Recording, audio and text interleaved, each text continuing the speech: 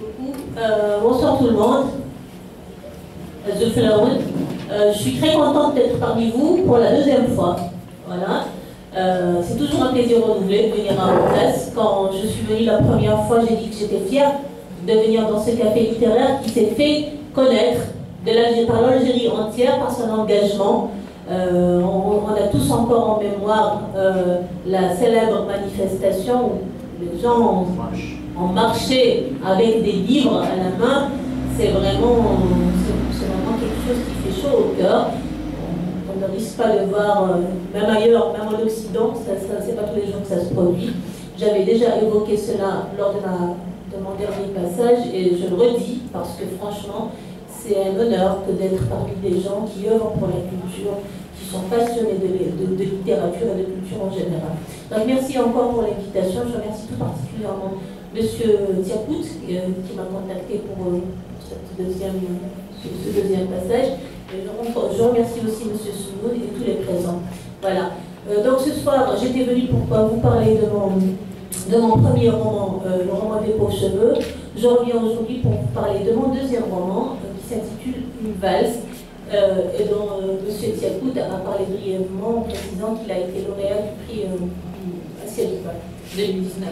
Donc je vais vous en parler un petit peu, donner un aperçu de l'histoire, un petit résumé, un bref résumé sans vraiment tout révéler de l'intrigue. Et je vais parler un petit peu aussi des thèmes. Je vais comparer un petit peu aussi avec le premier roman, le roman des pauvres cheveux. Et je vais terminer par, si vous me permettez, par lire un ou deux petits passages du roman. Donc voilà, pourquoi ça s'intitule Une valse? Parce que ça raconte l'histoire d'une femme, tout simplement. Une jeune femme qui s'appelle Shahira Lahab, qui est couturière donc, qui va sur ses 40 ans et qui fait face à un quotidien angoissant. Pourquoi elle fait face à un quotidien angoissant? Parce que d'une part, elle vit dans un petit patelin perdu qui ne la comprend pas. C'était une jeune femme très ambitieuse, très brillante quand elle était à l'école et quand elle était au lycée. Donc elle écrivait des poèmes, elle rêvait... Elle n'avait pas de rêve précis, mais en tout cas, elle rêvait de devenir quelqu'un de connu, de célèbre, etc.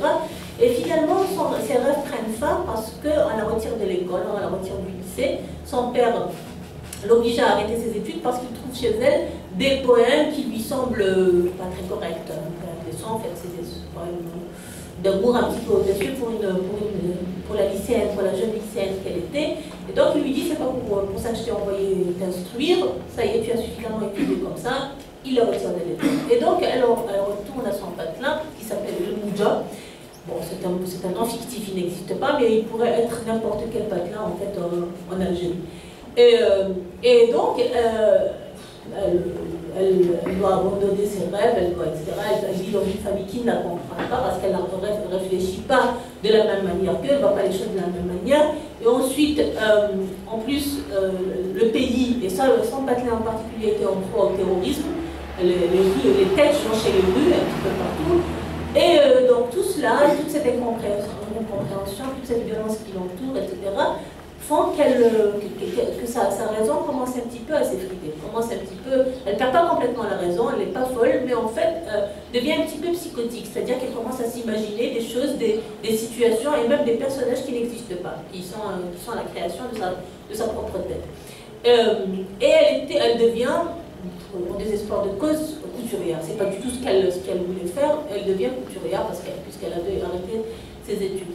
Et malgré tout ça, même si elle se sent mal dans sa peau, même si elle est en conflit permanent avec les siens, même si elle est malade, etc., elle arrive quand même à se qualifier en finale d'un concours de stylisme qui est censé se dérouler à Vienne, en Autriche. Et justement, dès qu'elle apprend qu'elle doit se rendre à Vienne, dès qu'elle sait qu'elle doit se rendre à Vienne, elle se console, elle oublie son quotidien difficile, elle oublie la violence qui l'entoure, elle oublie sa maladie, etc.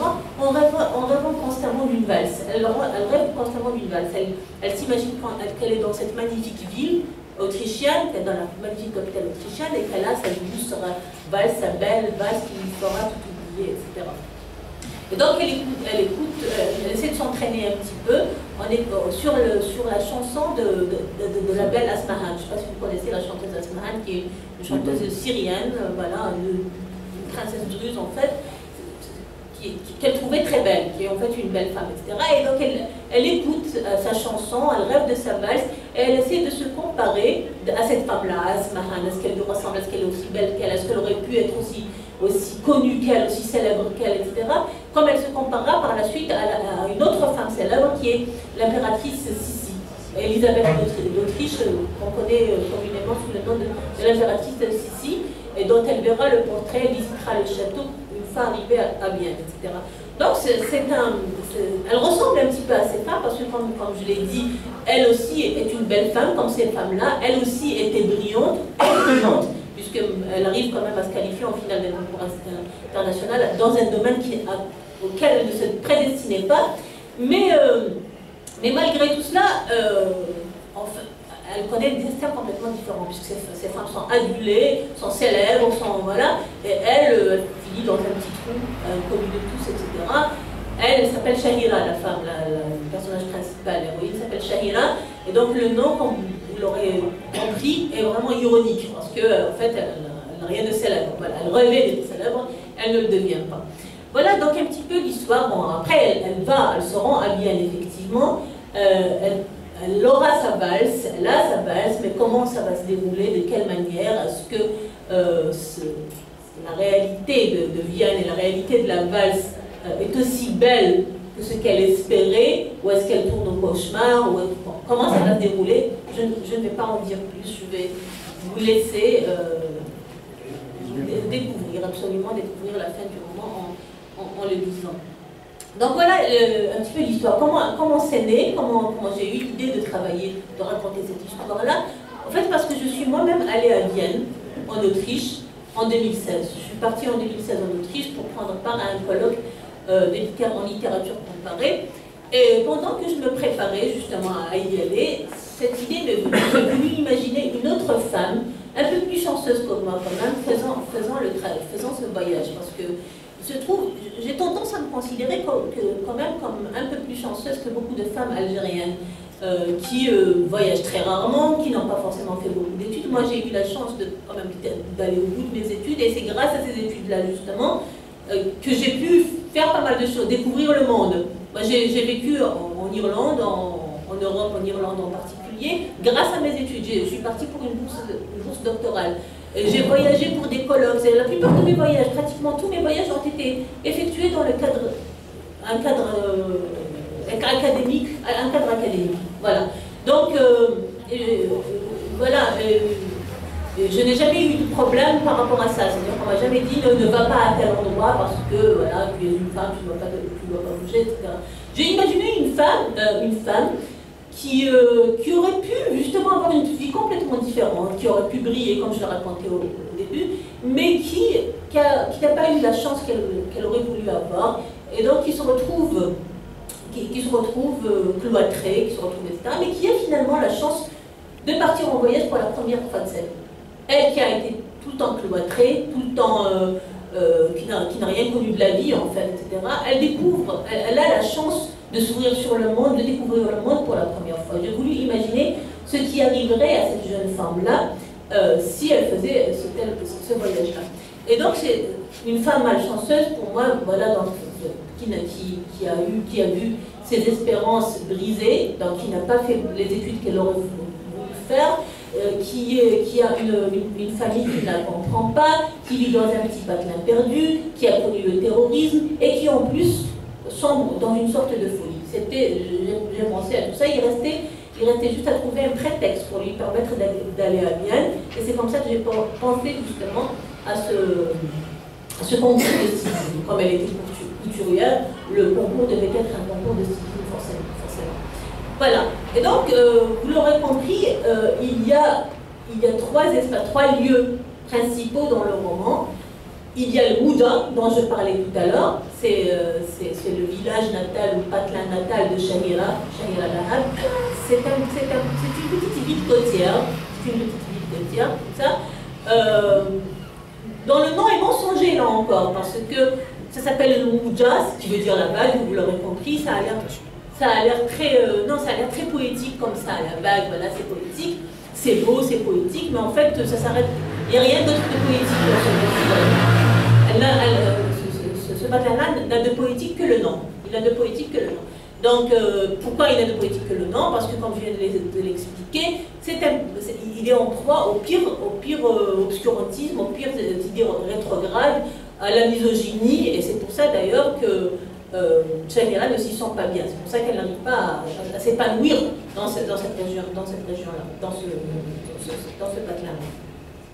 Et en plus, c'est un patelin qui a souffert de fanatisme religieux, qui a tué, bon, il n'y a pas si longtemps, pendant la décennie noire, hommes, femmes, enfants, innocents, voilà, c'était l'horreur la plus totale. Et donc, comme à un certain moment dans le roman, comme elle ne s'entend pas avec sa famille, comme elles ne se sentent pas bien, elles se sont opprimées, elles se sentent même humiliées dans cet environnement qui ne la comprend pas, elle décide de fuir, elle décide de s'en aller. Et c'est une femme qui a toujours idéalisé une ville qui s'appelle Tizi Ouzou. Voilà. Vous l'aurez compris, là aussi c'est une ville fictive qui n'existe pas, Tizi Ouzou, mais je m'inspire de Tizi Ouzou, qui est ma propre ville, voilà, pour la décrire. Et donc elle idéalise cette ville en s'imaginant que c'est une ville de liberté, où tout le monde est libre de faire ce qu'il veut, où la femme est bien considérée, contrairement à son petit patelin, etc. Elle idéalise un petit peu cette ville-là. Elle idéalise, elle décide de s'y rendre et de s'y installer. Et là commencent les premières déceptions, justement. Elle commence à se rendre compte qu'elle a un petit peu trop idéalisé cette ville de Tizi Ouzou. Et on découvre là encore que ce nom-là, le nom Tizi Ouzou, est lui aussi ironique quelque part. Il est symbolique.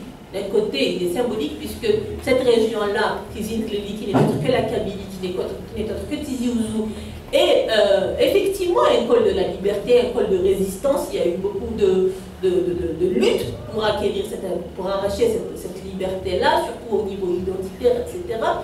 Mais d'un autre côté, il y a beaucoup à faire, beaucoup reste à faire. Donc c'est une région qui était tiraillée entre cette soif de liberté, entre cette soif de modernité, cette soif d'émancipation, et le poids des traditions, le poids des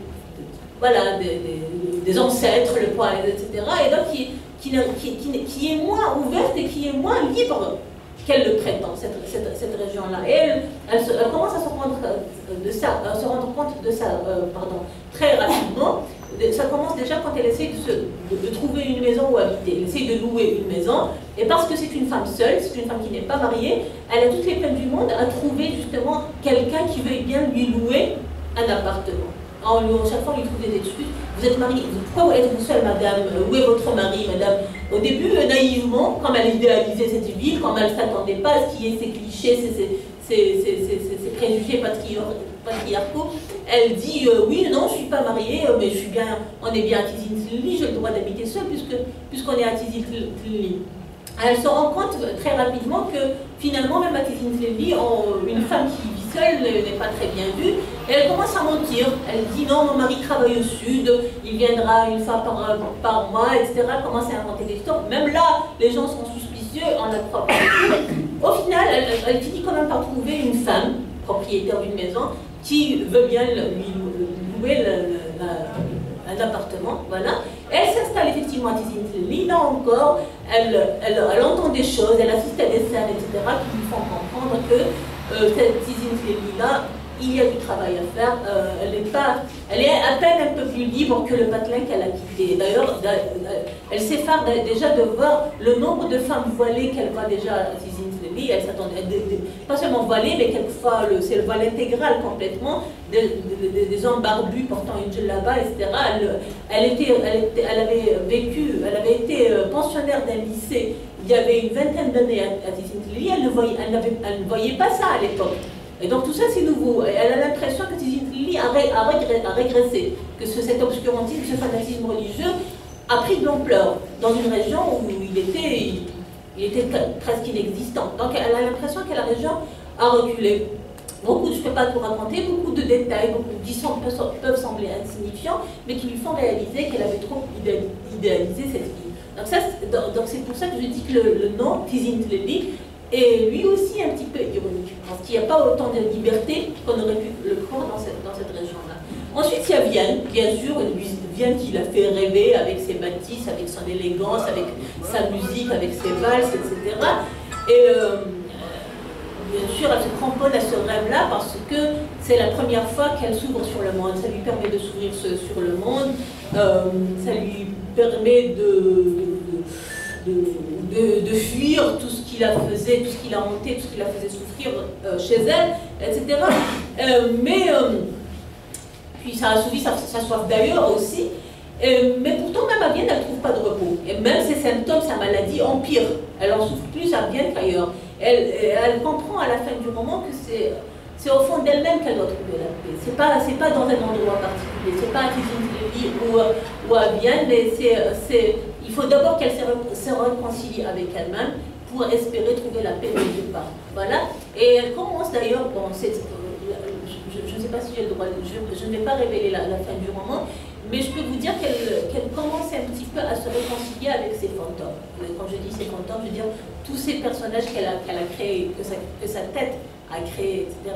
Elle arrive, ils ne disparaissent pas complètement, mais elle arrive à se réconcilier avec eux. Et on entrevoit une sorte d'apaisement intérieur. Est-ce qu'elle y accédera ou pas à la fin du roman? Là encore, je ne vais rien révéler. Donc, quand vous l'aurez compris vous-même, d'après ce que je viens de dire, le thème principal du roman, c'est la condition féminine, voilà, entre autres, et la folie. Donc, il y a aussi le thème de la folie, ou du moins des règlements mentaux, etc. Bon, la condition féminine, c'est évident, puisque nous avons là une femme qui est privée de ses rêves, tout simplement, qu'on ne laisse pas réaliser, concrétiser ses ambitions. Elle veut s'installer seule, elle n'y a pas le droit. Quand elle était plus jeune, elle voulait aller au bout de ses études, on ne l'a pas laissé le faire. Elle voulait écrire, on lui a interdit d'écrire, on lui a confisqué ses écrits, etc. Donc c'est une femme voilà, c'est une femme qui vit dans une société paralysante, justement, pour les femmes. Voilà, et je crois que le thème de la condition féminine est vraiment évident, vous l'aurez compris vous-même, d'après le résumé que je viens de donner. Ensuite, il y a le thème de la folie, de la différence, parce qu'en fait, avant de devenir folle, Shagira a toujours été une femme différente. D'ailleurs, dans son patelin, dans la décennie noire, toutes les femmes se sentaient obligées de se voiler, bien sûr, elles se sentaient même menacées. On risquait sa tête si on ne se voilait pas. Une femme qui ne se voilait pas risquait sa tête.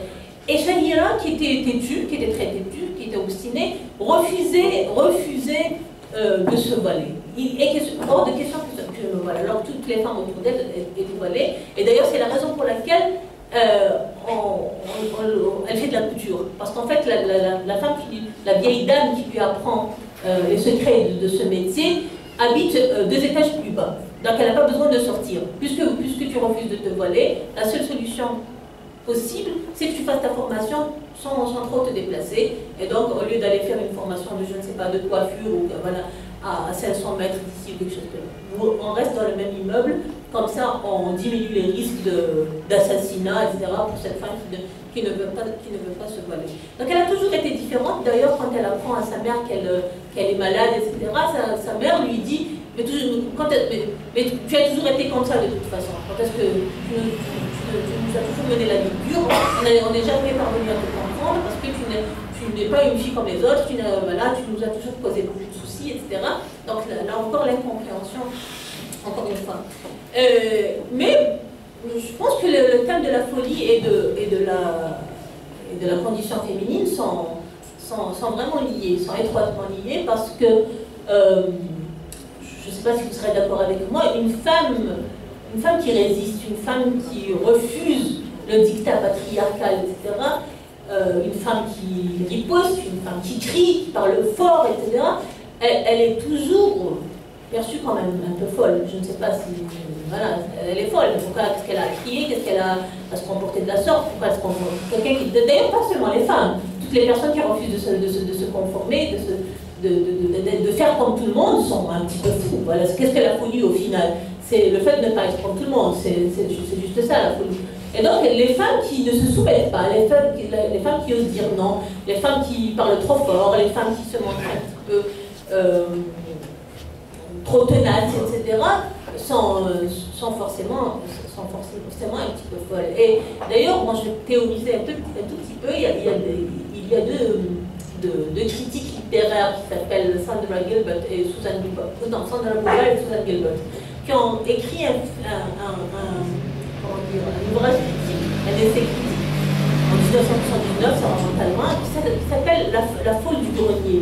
La folle du grenier, où elles expliquent que les écrivaines du 19e siècle, les écrivaines britanniques anglophones du 19e siècle, avaient le choix, comme elles évoluaient dans une société patriarcale, elles avaient le choix entre d'écrire des anges, des femmes qui sont des anges, qui sont parfaites, des exemples de beauté, de douceur et de vertu et de je ne sais pas quoi, ou alors d'écrire des monstres. Il y avait une sorte de dichotomie dans, voilà, il y a les anges d'un côté, ce sont les femmes bien, qui rentrent dans le moule, qui font, voilà, et il y a les monstres, qui sont forcément folles. Voilà, c'est les monstres folles, celles qui ne sont pas du tout dans le moule, celles qui agissent bizarrement, celles qui agissent de façon non conventionnelle, etc. Et donc, elles expliquent, donc Bouval et Gilbert, elles expliquent que les femmes, à l'époque, se servaient de ces personnages de monstres, ou de folles, si vous voulez, pour exprimer leur colère, pour exprimer tout ce qu'elles rejetaient dans la société, dans la condition féminine, etc. Donc ces folles-là sont un petit peu la voix de la subversion, du refus, du rejet. Tout ce qu'on rejette dans la société, on ne peut pas le dire, c'est-à-dire un personnage ordinaire, un personnage qui est sain d'esprit, n'oserait pas dire toutes ces choses-là de vive voix. Crier son refus, crier son rejet des conventions de vive voix. Et donc on exprime tout cela par le biais d'une folle, par le biais d'un personnage fou. D'ailleurs c'est valable, ce n'est pas vrai seulement que pour les femmes, même pour les femmes. Même se servir du personnage de fou comme diseur de vérité, ça aussi c'est un classique en littérature, etc. Et c'est ce que je cherche un petit peu à faire à travers le personnage de Shahira. Il y a un ami qui est aussi écrivain, un ami, un confrère en même temps, qui a lu ce roman-là, et qui termine, il m'envoie un long commentaire et qui finit par s'interroger, au final, est-ce que c'est Shahira qui est malade ou est-ce que c'est la société qui est malade? Et il a vraiment compris le propos, parce qu'en fait, Shahira semble être folle, elle n'est pas en phase avec son environnement, mais au final, on a le droit de s'interroger, est-ce que c'est elle vraiment qui est folle? Parce qu'en fait, ce qu'elle imagine, elle imagine des scènes de vie. Tous ces personnages, toutes ces situations qui peuplent sa tête, qui peuplent son esprit, ils sont faits de quoi? Ils sont faits de désir, d'angoisse, de peur, de culpabilité, de honte, etc. Et toutes ces sensations-là, c'est des sensations que connaissent beaucoup de femmes, sans être folles, sans être malades, sans être dérangées dans leur esprit. Ces sentiments de culpabilité, de honte, etc., de peur constante. Les femmes, elles ont souvent peur, pas seulement en Algérie. Je pense que c'est un phénomène qui est propre à presque toute la planète. Voilà, les femmes ont souvent peur parce qu'on leur inculque la peur déjà. On leur inculque qu'il faut attention, il faut faire attention à ça, attention à notre sexe en particulier. Donc, cet univers-là, un esprit féminin est peuplé par la peur. C'est souvent le cas. Surtout dans un environnement comme le nôtre, voilà, où une femme doit faire attention à beaucoup de choses. Elle doit faire attention justement à l'homme, à l'autre sexe qui est perçu comme une menace. D'ailleurs, elles se sont constamment agressées. Elles s'imaginent constamment être agressées, Shahira dans le roman. Elle doit faire attention à sa réputation, elle doit faire attention au qu'on dira-t-on, et tout ça, et c'est tout ça qui peuple la vie de Shahira, et dans le réel, et dans son esprit. Donc en quelque sorte, son monde imaginaire, ce qu'elle imagine, n'est qu'une sorte de miroir grossissant, voilà, qui reflète son vécu et qui reflète le quotidien de plusieurs femmes, de la femme en général. Voilà. Et c'est pour ça que la folie aussi dans le roman est une sorte d'expérience ambivalente là encore.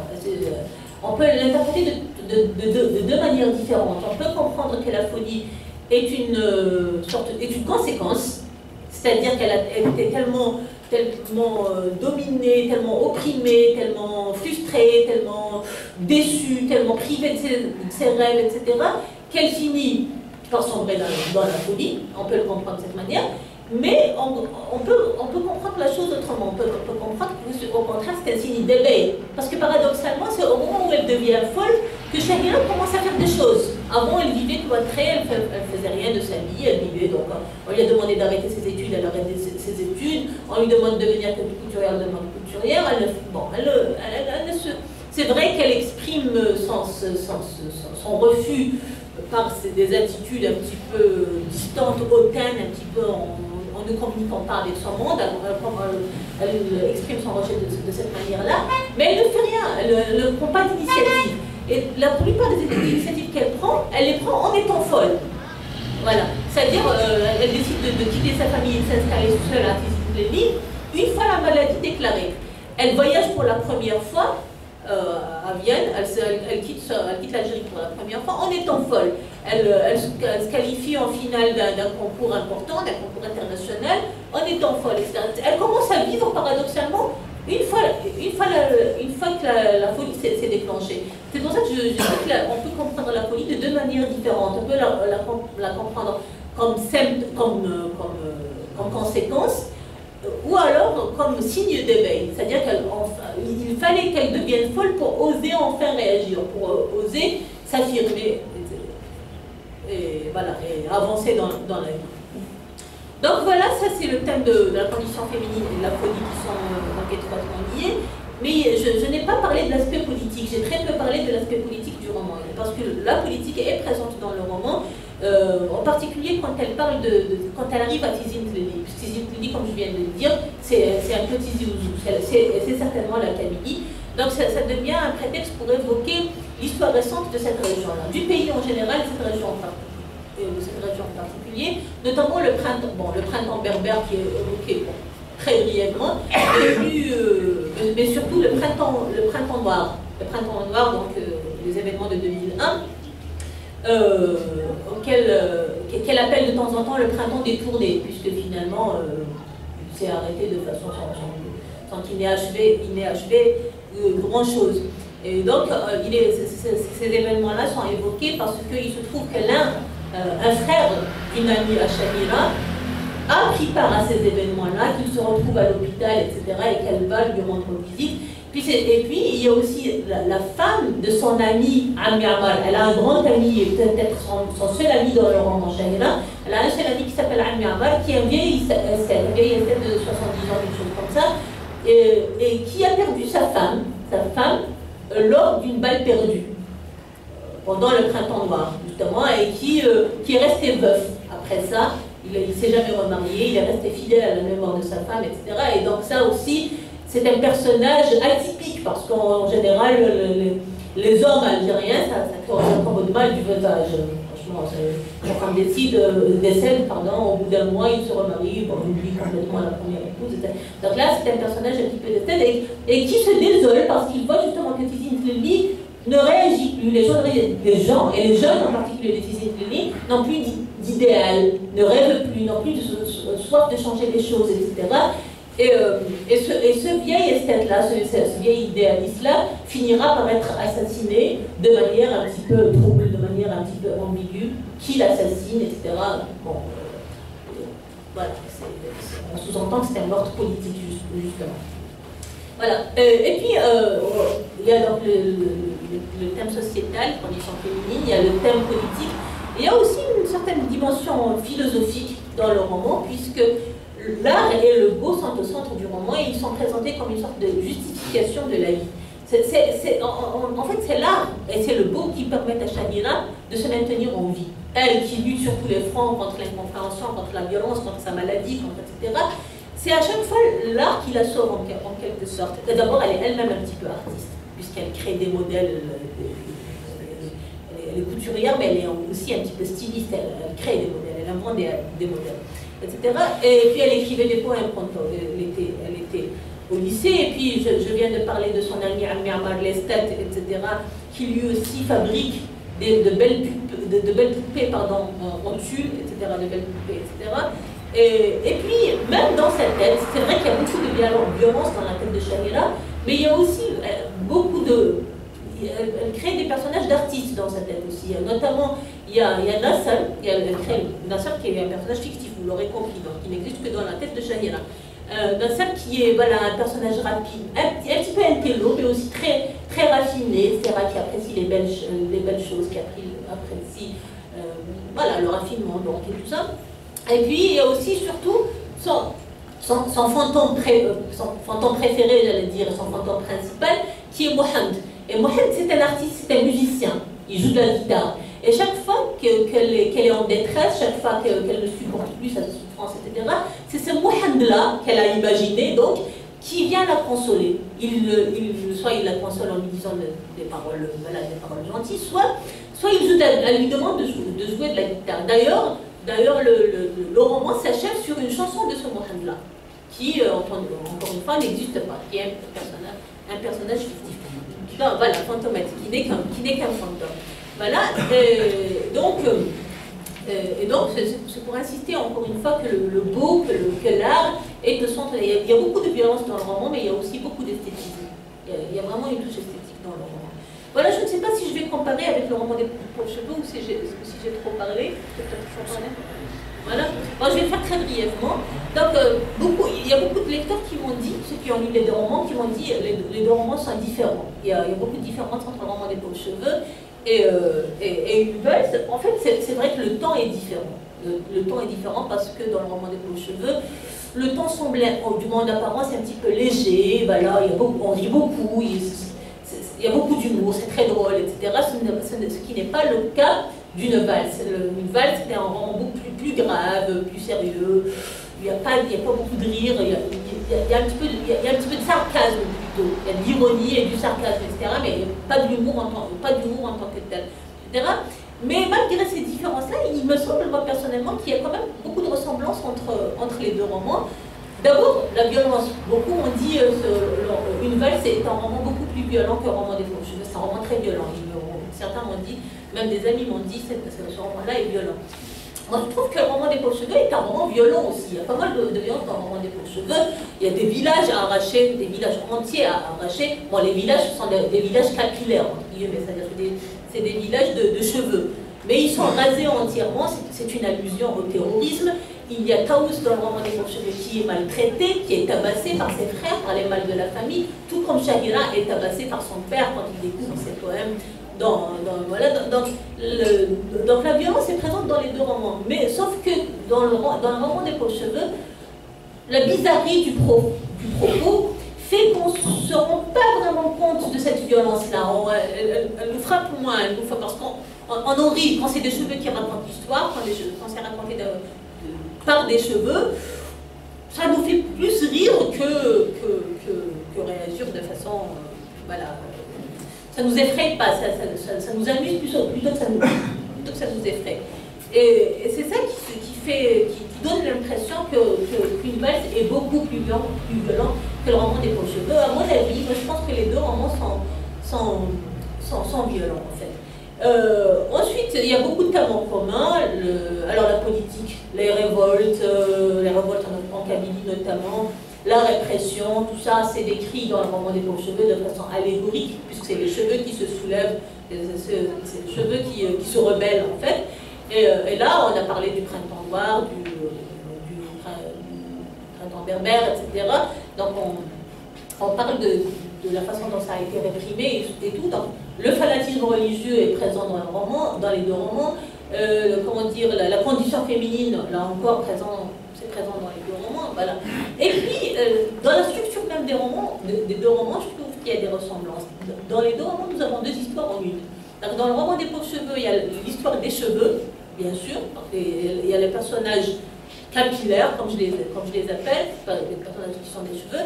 Et il y a l'histoire humaine, l'histoire des personnages humains, l'histoire des cheveux, l'histoire des deux aventures en une. Et dans Une valse, dans le deuxième roman, il y a l'histoire bien réelle de Shahira, c'est-à-dire tout ce qui arrive vraiment à Shahira dans la vie de tous les jours, confrontation avec sa famille, le concours auquel elle se qualifie, son voyage à Vienne, etc. Et puis il y a une autre histoire qui est une histoire imaginaire qui se passe dans la tête de Shahira. Donc c'est des choses qui n'existent pas vraiment, etc. Mais elle imagine. Non seulement il y a deux histoires en ligne dans les deux romans, il y a aussi dans les deux romans 3 niveaux de lecture. Donc il y a l'histoire des cheveux, dans le roman des cheveux, et l'histoire de la folie de Shahira. Et puis il y a l'allégorie politique, c'est-à-dire parce que donc, tout ce qu'on raconte, tout ce qui arrive aux cheveux, etc., dans le roman des pauvres cheveux, c'est un petit peu l'histoire du pays, les cheveux qui se rebellent, puis qui sont rasés par des villages entièrement rasés, ou au contraire attachés, réprimés, etc.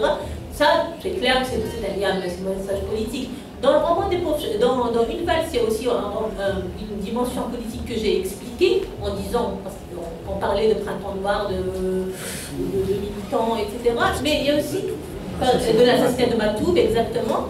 Et puis, il y a aussi l'histoire de Shahira elle-même pourrait être perçue comme symbolisant l'histoire de l'Algérie. Parce qu'il y a des similitudes entre Shahira qui est cette femme maltraitée, opprimée, assujettie, humiliée constamment, etc. Et qui, malgré tout, continue à lutter pour s'affirmer, pour se faire une place, etc.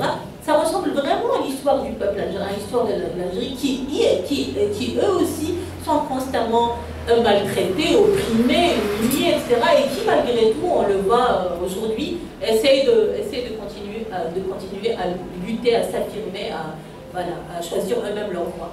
Donc il y a l'histoire de Shahira, en quelque sorte, peut être vue comme une allégorie de l'histoire de l'Algérie.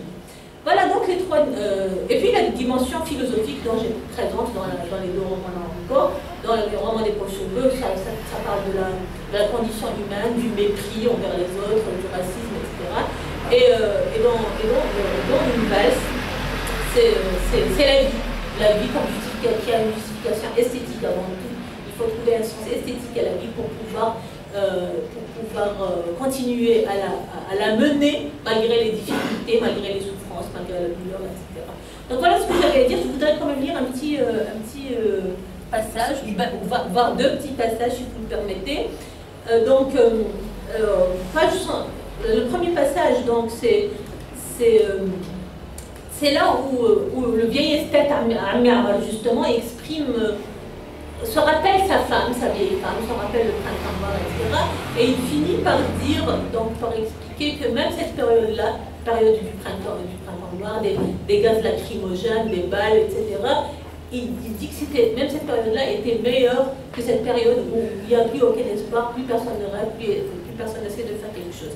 Et puis je terminerai par un autre passage qui semble compléter celui-là, qui se trouve en fin de roman. Donc, il parle de sa femme, donc, Louisa. Elle était belle et éternellement jeune. Même quand elle est morte parmi les jeunes, des jeunes ivres d'idéal et de liberté. Le veuf avait prononcé ces dernières phrases en français, un français comme en parlaient beaucoup de messieurs de sa génération, un français châtié mais qui roulait les airs et avait un accent légèrement chantonnant. La jeune femme adorait écouter cette langue à la fois si épurée et si hybride. Elle le laissa lui dire pour la énième fois la triste fin de cette femme si joyeuse qui mourut un jour d'une balle perdue lors des manifestations du printemps des Tournées. Il lui raconta comment elle était morte le printemps aux lèvres, justement. Comment des centaines de Tiséens avaient assisté à son enterrement, auquel leur fils unique, qui vivait en France, n'avait pu être présent. Et comment cette absence l'avait brouillé avec son père pendant des années. Il lui raconta aussi comment il avait pleuré chaudement et comment il le revit en rêve 3 ans plus tard. Elle lui reprochait d'avoir coupé les ponts avec son fils et lui demandait de se réconcilier avec lui. Et tu sais ce que Mziane m'a dit? Shahira savait. Amar lui avait déjà dit que son fils avait lui aussi vu sa mère en rêve et qu'elle l'avait enjoint de se faire pardonner par son père. Mais bien sûr, elle le souffle d'amour. Elle laissa son ami raconter son histoire jusqu'au bout. Puis les deux se turent 2 longues minutes avant qu'Amar ne poursuive lentement, comme en un soupir. Mais même cette sale période, celle des balles et des lacrymogènes, celle qui a ôté la vie à ma chère femme, était préférable à maintenant. La jeune femme leva sur lui les yeux étonnés. Donc ça, c'est le premier passage que je voulais dire. Je vais enchaîner donc tout de suite avec le deuxième passage. Donc, là, un petit regain d'espoir, donc, vers la fin du roman. Demain, elle est en Autriche, elle doit rentrer en Algérie, donc le lendemain. Demain, l'avion allait la ramener dans ce pays où le destin de 40 millions d'hommes et de femmes était l'otage de décideurs bien plus tyranniques, bien moins humains que les siens. Ces décideurs, ce sont ces fantômes. Enfin, voilà. Donc l'otage de décideurs bien plus tyranniques, bien moins humains que les siens. Les compatriotes allaient encore tenter de fuir leurs joues et, comme elles, se faire dévorer par la traîtreuse eau de la Méditerranée. Pourtant, ces compatriotes qu'elle avait toujours jugés durement et dont elle s'était entêtée à ne voir que les défauts, faisaient preuve de plus de courage qu'elle. Ils ne se laissaient pas abattre. Ils s'efforçaient d'avoir des projets, de se faire beau, de garder le sourire, de faire la fête, de rire, de chanter.